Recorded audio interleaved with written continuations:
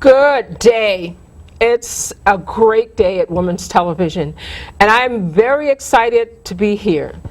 My name is Gloria Nixon Pone, and I'm founder of Women's TV. And we're so excited to bring you interesting and exciting women who are doing interesting and very exciting things. Today, we have the pleasure, the privilege of having in the studio audience with us Miss Sadanya, Flowing Waters, and she is going to share with you, because she is such a interesting part of our community. She's involved in FEMI Magazine. She is a great advocate for women's rights, and now she has the nerve, the audacity to come up with a book that I'm sure that will be best-selling on poetry. So, Miss Sadanya, Flowing Water, how are you today? And thank you for being with us. I'm absolutely blessed. It's truly an honor to be here. Thank you for inviting me. It's my pleasure. Thank you. Well, could you tell us a little bit about what FEMI Magazine is and what it does, and how we as parts of the community can benefit from it? Absolutely. FEMI Magazine, that's the acronym. So the actual name is Family Empowers, Motivates, and Inspires. It is a magazine. What a great name. Thank you. Thank you. Did you come up with that too? Yes, I did. Oh, I'm not surprised, girlfriend. Yes, I did. But basically, the mission of FEMI Magazine is that we want to provide informative articles, inspirational articles, creative writing pieces that are going to help people move into an age where they have better relationships at home. If you can build better relationships in your home, then when you leave your home, you'll have better relationships outside of the home. Wow. So things like road rage, getting girl, angry. if you can eliminate road rage, I'd vote for you for president. Forget Hillary. Well, we're trying to inspire people to just calm down, take it easy, and just love each other more. That's it. And now various elements of family living are written about. I noticed that earlier this year you actually interviewed my husband, Yes. Dr. Darrell Wayne Pone, and he told his story. And in his story, you covered the things, the little boy being born with cerebral palsy, and how he grew up and he wanted to become a medical doctor, and how all of that was so interesting. And you also covered the fact that he's also written Dr. Pone's 10 Keys to Success that will help every individual to realize their potential and to be motivated. I thought that was excellent. And I see that seems to be, when you say empowering and inspiring and motivating, those words are words that I live by. When we wake up and we start to talk, the first thing we do is we give each other a big motivating smile. Awesome. And so that is, what you're doing is so much aligned with the way we live and the way we feel. Are there any other persons that you've interviewed that you would like to share with us about, or what would you like to say more about Dr. Pone, other than he's tall, dark, and handsome? Well, yes, I would like to say more about Dr. Pone. First of all, he's a brilliant man. Yes. He's a witty man. Yes. And when we interviewed him, we weren't expecting that side of his personality to come through in the interview, of how funny he is. So it was absolutely just an interview we enjoyed, and we learned about also his struggle with going to medical school. Yes. And so after the interview, we actually left better people, and the book is absolutely brilliant. I would advise everybody to go out and pick it up if you want to know the 10 Keys to Success. Wow, that's awesome. The book is entitled We've Come This Far by Faith. Yeah. And promote it on our website. As we will do now, we'll promote your website on our website. Well, thank you. Which is drglorianixonpone.com. And then if you want to see Women's TV, you just click on Women's TV. But I love young women like yourself who are progressive, who are thinking about how to make this world a better place. Because I started on that journey maybe 50 years ago. Not that I'm 50, excuse me. But I remember when I first came to New York, I saw people sleeping on the street, and I was going like, why are these people on the street? And I remember being so moved that I became a volunteer working with homeless people, and I did that for more than 20 years. And it was such an awesome experience, because what I found out is they were just people just like the rest of us, just going through a hard time. Yes. So I think when you are willing and able to embrace different people and see yourself in them, I think that is the mark of the most inspiring message that you can give. So your life becomes a message. Yeah. Earlier you were telling me about your children, how you teach them how to respect themselves and how to respect others, and you taught them that even negative words like stupid were bad. Yeah. And they grew up thinking that stupid was a curse word. Yes, up until about the 5th or 6th grade, you know. I mean, it was one of those things, I think it may have been Tashi, where she went to school. Who is Tashi now? Tashi is my daughter. Ah. And she's an aspiring actress, she's a writer, you know, and she's actually been on our show, she interviewed me. Yes, but I think she tells the story, she went to school and she was friends maybe with Natasha Hastings. Natasha Hastings is an Olympic athlete, and she's got gold medals for running the 400.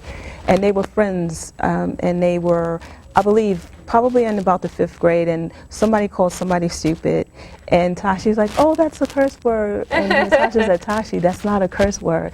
But basically, the reason why I really made that such an issue is because people do not realize the damage that those negative words can actually cause a person. And a lot of times, because what we end up doing is, oh, you're so stupid, and we laugh about it, you know. Then when we go to school and you're sitting in a classroom, the thing that you laughed about yourself, you're still claiming that about yourself. Wow. You just learned to laugh about it. So it was one of those things, I didn't even want them joking like that. There was just certain words, you know, because the truth of the matter is that they're very intelligent. Yes, you yes. know, and I think that's awesome, and I think that other parents can learn a lot from that.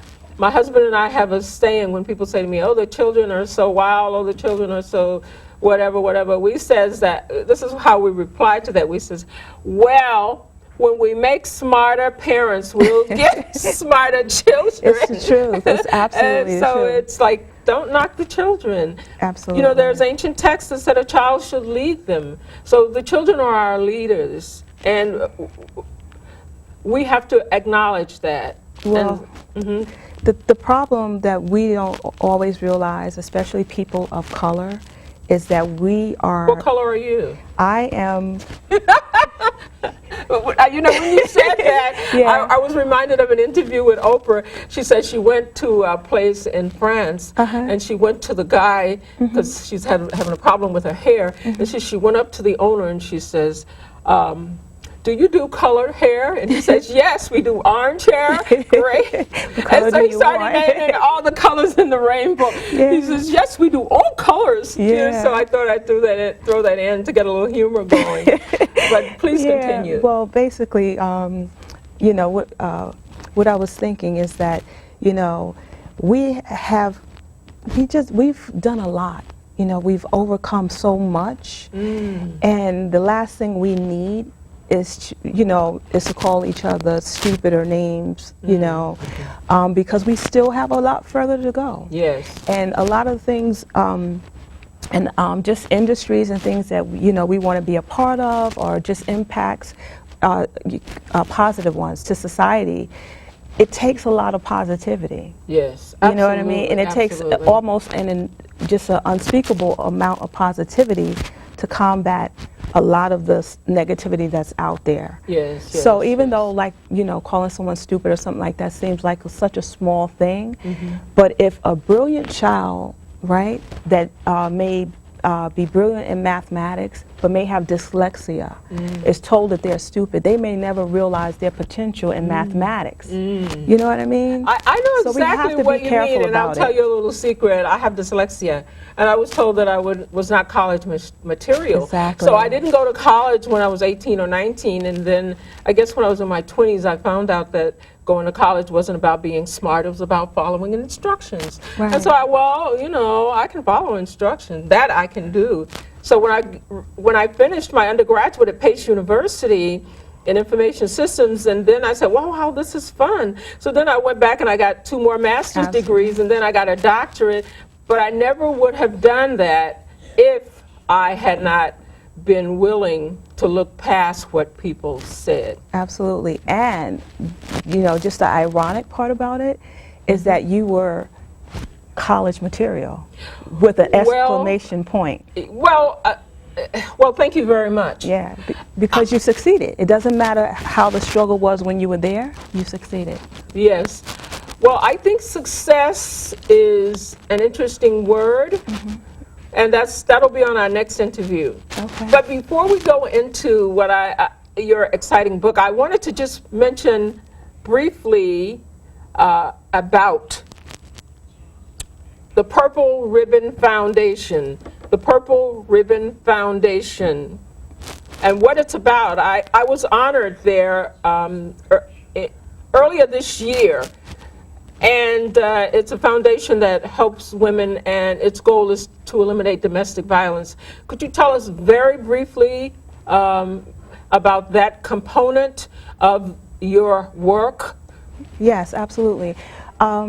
The Purple Ribbon Affair is one that was born because the issues with women, not only in this country but around the world, you know, when you think about what they go through in the Middle East and in Africa, I mean, there was just a busload of little girls stolen from their, just taken from their families. Yes, yes. And so there are still so many things that are done to women that are just unspeakable. Yes. The thing is that I think somehow or another it gets brushed under the rug a lot of times. And so we just wanted to raise awareness about that it really is going on a lot more than what you think, and it's not only in Africa, it's right here in the United States of America. Your next door neighbor. Absolutely. I have such a love for women because I was surrounded by strong women. My grandmother delivered babies in our community. And my mother owned a little grocery store. And according to my brother, there are still people who owe her money from 1955 that she let people have things on credit. Yeah. And so now what I want to do is move quickly into the book, Boots. How did you come to know Boots? Well, basically, Boots, it's a selection of poetry. I've been writing poems since I was 8. And the first poem, that I wrote was part of a contest that was in Nassau County. And basically, one of my teachers came and said, okay, write a poem, we're going to enter it in the contest. It won, I was published. And that began my writing poetry. Oh, awesome. And so Boots basically draws from my younger days as a poet, my college days as a poet, and it gains inspiration from my family, the things I've seen. I dedicated the book to my grandfather, Pone Carlisle Sr. Now that is an interesting name, Pone Carlisle Sr. Yeah, my great-grandfather, for whatever reason, maybe it was to remind them of who they could be. A lot of his sons, he gave them names like Pomp, from Pomp and Circumstance, Judge, lawyer, so I have an uncle lawyer, an uncle judge. How exciting So it is almost that? seems as if he wanted to remind them, you know, Who to they were, always aim high. essentially. Absolutely. Yes. But the one thing about it is that my grandfather had to be the man that his father wanted him to be. He worked 3 jobs all the time. And what he would do is he worked one job to put a check in his own pocket. Then he worked another job to put a check in my grandmother's pocketbook. And then he worked another job to pay bills and take care of 8 babies. You know, that's awesome because modern day financial planners or financial wizards say pay yourself first. And so that's sort of like the pay yourself principle. Absolutely. But I am interested, it seems that you have so many gifts, so many talents, and so many abilities. And at this stage in your life, you're writing a book, and your magazine, I've read it, it's awesome. And what you're doing now with women, helping women all over the world to develop their potential and to be the best that they can be. I'm just in awe of you, and I'm particularly pleased to call you friend. Yes. Yes, I've known you sir. for a few years, and I do consider you to be a friend. And I think you shared with me earlier that your mother told you when you were a little girl that you Yes, I was. were writing Yeah. at 4 and 5 years old. Yes. It's one of those things where when I got to college, I forgot a lot that happened when I was really, really young. Of course, I don't remember. And so I came in saying, oh, I've always been a poet. You know, I'm a poet. And then I went home and I told my mother, I was like, yeah, you know, I told them I'm a poet first. She said, that's not true. That's not true. You actually started out writing plays when you were 4 or 5. You couldn't write. You didn't know how to spell. So you asked me to buy you a tape recorder and you would create these plays, and then she said, and then you had to act all of the parts. So that's where it started. And I, because I took a playwriting class, and you know, I told the professor, I don't know anything about that, and so she reminded me, oh yes you do. That's where it started, really. Well, that's why the gap, that's why the communication between our parents and our foreparents, that's why it's so important, because they can tell you things about yourself. Absolutely. Some of them may not be things you want to hear, but they can tell you things about yourself. And I kind of feel like the title of your book, Boots, may have something to do with boots. Well, it has to do with my grandfather's boots. My grandfather was like 6'5", 6'6". And so he was a very tall man, and he, you know, the shoe size was like size 16. Wow. But we were so fascinated with his boots, you know, so we would play in them when we were little, you know. And then as you get older, you realize that there's no one I've ever met that could actually fill his boots. I thank God for him that he showed me what a man is supposed to be. And he, for us, he was the strongest man in the world. He was the most wonderful man in the world. And he has over 30 grandchildren. Wow. And we each hold that sentiment. And he was special to us. You know, each of us, we all have our own stories.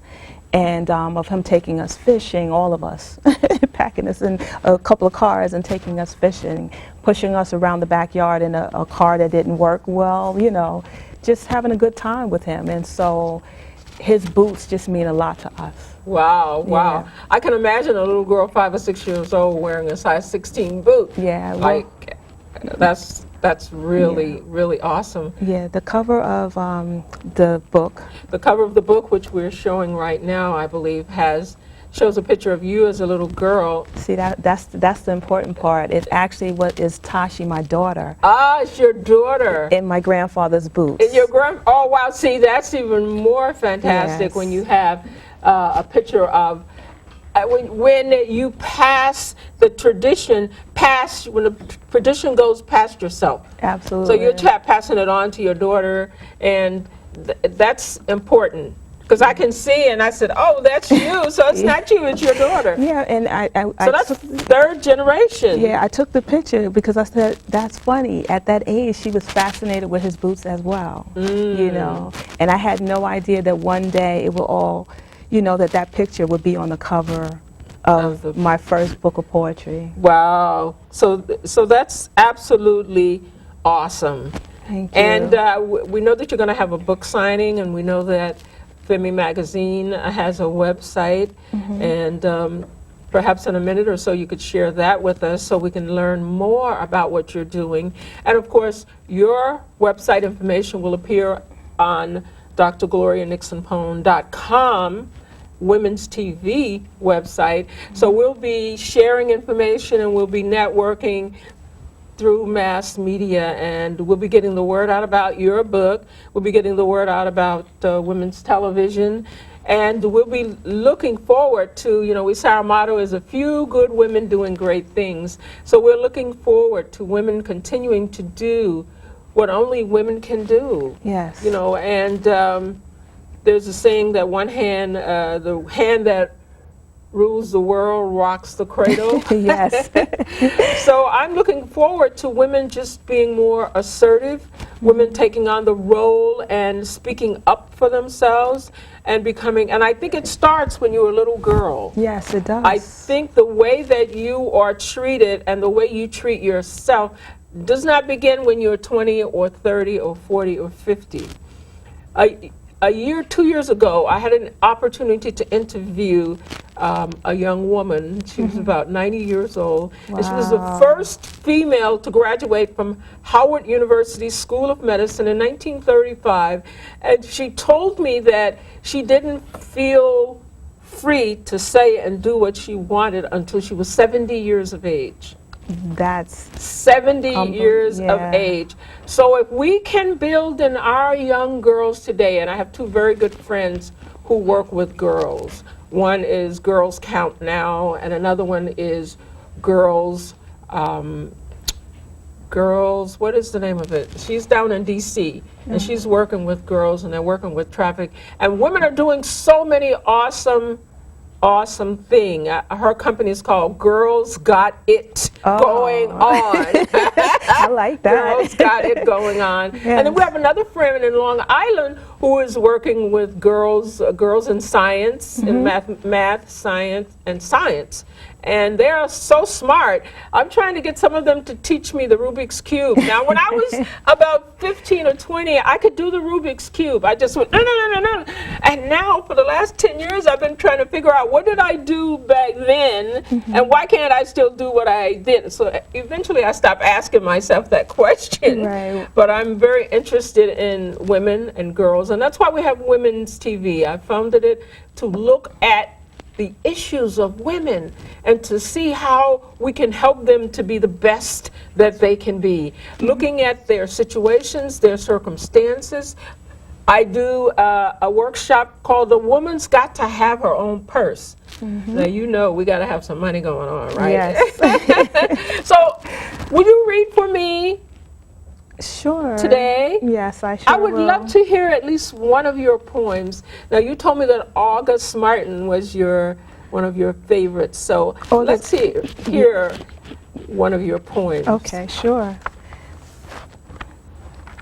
I'm going to read a poem called White Box. White Box. White Box. And basically, because I received my MFA in creative writing, and one of my college... Now, tell me what an MFA is. Master of Fine Arts in Creative Writing with the focus in poetry. Wow, I like that. So one of my professors, she came to me, and I guess to challenge me, she said, write a poem about a white box. And I'm like, a white box is just a white box. But then I said, you know what, let's give it a try. So I went home, and this is what I wrote. White box. It sat on cherry oak next to a wooden hairbrush, mirror, Numbers dream book, and the Holy Bible. I'd open it when there was no one looking. Reaching my small hands in, I pull out this magnificent bonnet with lavender ribbons and a flower on the side. When I placed it on my head, I became Stella B. Carlisle. No, wow. Pone Carlisle's wife. Yes, darling, I say with all the grace and beauty my 7-year-old bony legs could hold.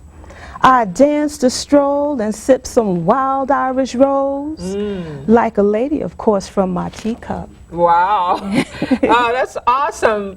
Wild Irish, well, if you put it in your teacup, I guess it's okay. Yeah. But you're not going to get any less drunk. Right. Anyway, I'm excited about women's TV. And I'm excited to have you on. You had shared some other of your poetry with me. And I'm just wondering if you will continue to write poetry. I know you've also written plays. And I know that you're very interested in the arts. I am wondering, will you shift back to other genres, or are you going to stay with poetry? It all goes on at the same time with me. So I'm what you call a writer. So I write fiction. I have a book, you know, but I'm just releasing one genre at a time. So now it's poetry, then it will be fiction, and then I've already in my plays. Now, I want to say this, and we're coming to the bottom. I told you we'll come fast, didn't I? Yes. How do you feel, you know, your Native American ancestry, how do you feel when people call you Princess Flowing Water? At first I was a little bit like, when, you know, when I remember going to the naming ceremony, you know, when we received our names, and everyone there came up to me and they were like, you look just like a Native American princess. Wow. So in my mind, I thought, you know, because you know, I just didn't know what one looked like. I think that is awesome. Right. Again, we're glad you're here, and we're at drglorianixonpone.com, Women's TV. We just love your spirit, and we love what you do. So may the peace of the Lord be with you, and may you continue to do what you do, and may all that you do prosper. Thank you. Thank you. Same to Women's TV. Thank you.